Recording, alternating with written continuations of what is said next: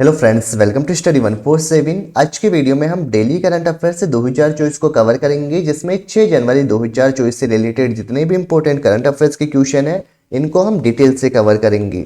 तो आज का हमारा पहला क्वेश्चन है, 2023 में भारत में बाघों की मृत्यु के मामले में शीर्ष राज्य कौन सा है? तो इसका राइट आंसर हो जाएगा महाराष्ट्र राज्य।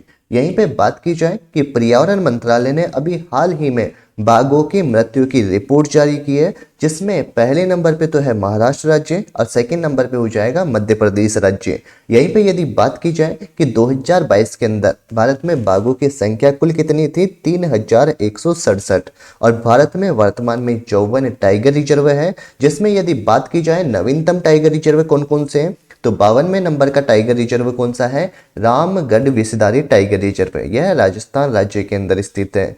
53वां टाइगर रिजर्व है रानीपुर टाइगर रिजर्व, जो उत्तर प्रदेश के अंदर स्थित है। और 54वें नंबर का टाइगर रिजर्व है वीरांगना दुर्गावती टाइगर रिजर्व, जो कि मध्य प्रदेश राज्य के अंदर स्थित है। नेक्स्ट यहीं पे हम टाइगर से संबंधित जीके को कवर करेंगे। टाइगर से संबंधित प्रोजेक्ट टाइगर यह 1973 के अंदर आया था, और विश्व में टाइगर दिवस यह प्रतिवर्ष 29 जुलाई को मनाया जाता है।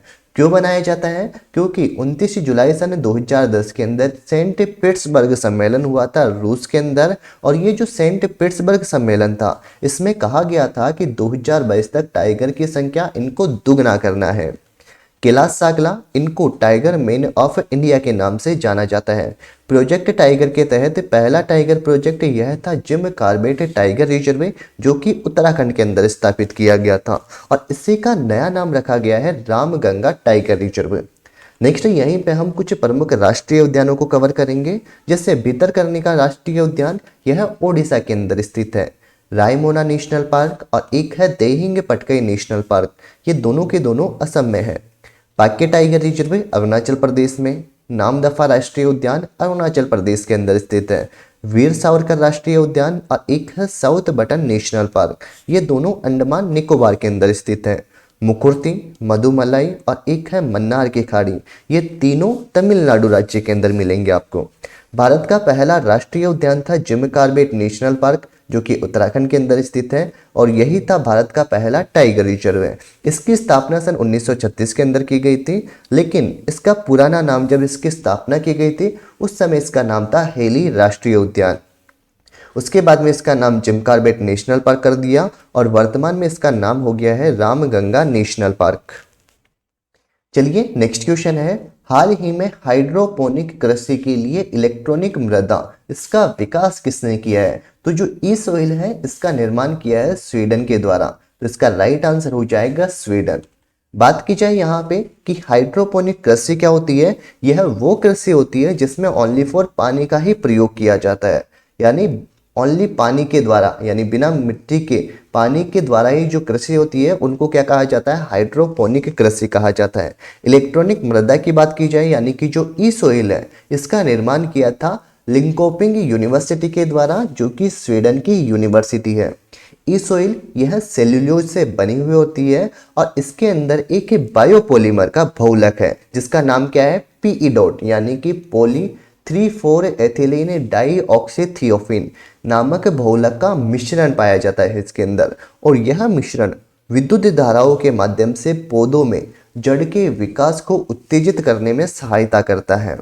तो यह है ई सोइल, जिसका निर्माण आपको ध्यान रखना है लिंकोपिंग यूनिवर्सिटी स्वीडन के द्वारा किया गया है। नेक्स्ट है, विश्व भारती विश्वविद्यालय के द्वारा हाल ही में खोजे गए जीवाणु का नाम यह रखा गया है पेंटोया टेगोरी, जो कि रविंद्रनाथ टैगोर के नाम पे रखा गया है। एक होता है अपने पास में हाइड्रोमीटर। हाइड्रोमीटर का प्रयोग किया जाता है द्रव का अपेक्षित घनत्व मापने में। एक होता है हाइग्रोमीटर, इसका मापन किया जाता है आर्द्रता के मापन में। अल्टीमीटर का प्रयोग ऊंचाई मापने में किया जाता है। बैरोमीटर का प्रयोग दाब मापने में। हाइड्रोमीटर द्रव का अपेक्षित घनत्व, हाइग्रोमीटर आर्द्रता के मापन में, और एक पाया जाता है स्पेग्नोमेनोमीटर, यह रक्त दाब का मापन करता है। चलिए नेक्स्ट क्वेश्चन है, हाल ही में बेटी बचाओ बेटी पढ़ाओ की ब्रांड एम्बेसडर किसे बनाया गया है? तो इसका राइट आंसर हो जाएगा पिंकी। जो आपको फोटो के अंदर दिखाई दे रही है यही है पिंकी, जिनको अभी हाल ही में बेटी बचाओ बेटी पढ़ाओ की ब्रांड एम्बेसडर बनाया गया है। बात की जाए बेटी बचाओ बेटी पढ़ाओ योजना, यह 22 जनवरी 2015 को पानीपत हरियाणा से शुरू हुई थी और इसके ब्रांड एम्बेसडर यह पिंकी को बनाया है।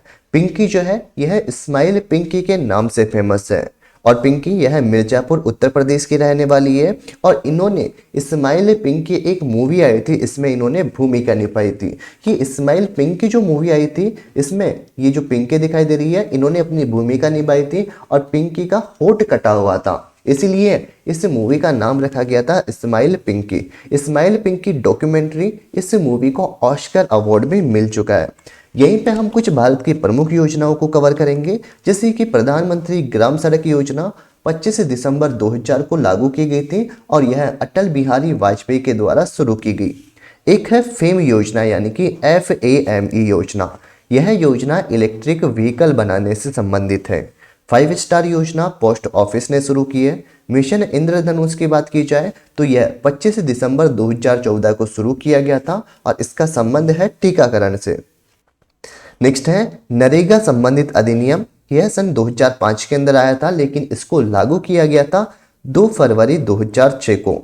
अब लागू तो 2006 को कर दिया था लेकिन उसके बाद में 2 अक्टूबर 2009 को नरेगा का नाम बदलकर मनरेगा कर दिया था।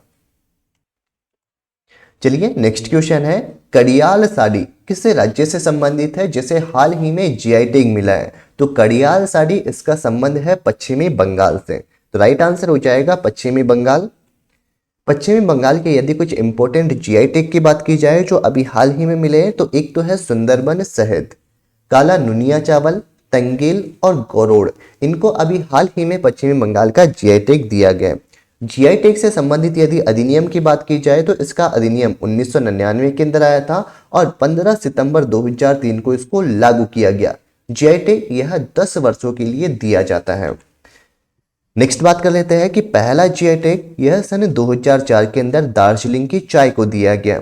चलिए यहीं पे हम कुछ प्रमुख इंपोर्टेंट GI टैगों को कवर करेंगे, जैसे अल्फांसो आम का GI टैग महाराष्ट्र राज्य को दिया गया, मालाबार काली मिर्च का GI टैग केरल के पास में है, सोजत की मेहंदी पाली राजस्थान की है, कंदमाल हल्दी का GI टैग उड़ीसा के पास, खोला मिर्च है गोवा की, एक है जर्दालू आम और एक है शाही लीची, ये दोनों की दोनों बिहार राज्य की है। गोविंद भोग चावल यह पश्चिमी बंगाल का है। फेने की बात की जाए तो यह भी कहाँ की है? गोवा की। चकहाओ मणिपुर राज्य का है और बसहोली पश्मीना क्राफ्ट इसका GI टैग दिया गया है जम्मू कश्मीर राज्य को। नेक्स्ट क्वेश्चन है हाल ही में भारतीय नौसेना के उप प्रमुख कौन बने? तो इसका राइट आंसर हो जाएगा दिनेश के त्रिपाठी। जो आपको फोटो में दिखाई दे रहे हैं यही है दिनेश के त्रिपाठी, जो कि भारतीय नौसेना के उप प्रमुख बन गए। इससे पहले भारतीय नौसेना के उप प्रमुख थे संजय जयसिंह। यहीं पे बात की जाए कि भारत के पहले CDS यानी कि चीफ डिफेंस स्टाफ ऑफिसर यह थे जनरल बिपिन रावत और भारत के वर्तमान में CDS ऑफिसर की बात की जाए तो यह है अनिल चौहान। नौसेना के वर्तमान में प्रमुख R हरि कुमार है। नौसेना दिवस प्रतिवर्ष 4 दिसंबर को मनाया जाता है। भारतीय वायुसेना प्रमुख की बात की जाए तो यह है विवेक राम चौधरी और वायुसेना दिवस 8 अक्टूबर को मनाया जाता है। थल सेना अध्यक्ष है जनरल मनोज पांडे और थल सेना दिवस यह प्रतिवर्ष 15 जनवरी को मनाया जाता है। चलिए नेक्स्ट क्वेश्चन है हाल ही में द बाबरी मस्जिद राम मंदिर डिलेमा नामक पुस्तक किसने लिखी है? तो इसका राइट आंसर हो जाएगा माधव गोडबोले। तो ये जो माधव गोडबोले हैं इन्होंने द बाबरी मस्जिद राम मंदिर डिलेमा यह पुस्तक लिखी है। चलिए यहीं पे हम कुछ इंपॉर्टेंट पुस्तकों को कवर करेंगे, जैसे जो कलहन है इन्होंने लिखी थी राज तरंगिनी पुस्तक। सचिन तेंदुलकर के द्वारा प्लेइंग इट माई वे पुस्तक लिखी गई है। विष्णु शर्मा ने पंचतंत्र, अश्वघोष बुद्ध चरित्रम विशाख दत्त के द्वारा लिखी गई है मुद्रा राक्षस। मेरी कॉम इनके द्वारा अनब्रेकेबल यह पुस्तक लिखी गई है। और यदि यहीं पे बात की जाए मेरी कॉम की तो इनका संबंध है बॉक्सिंग से।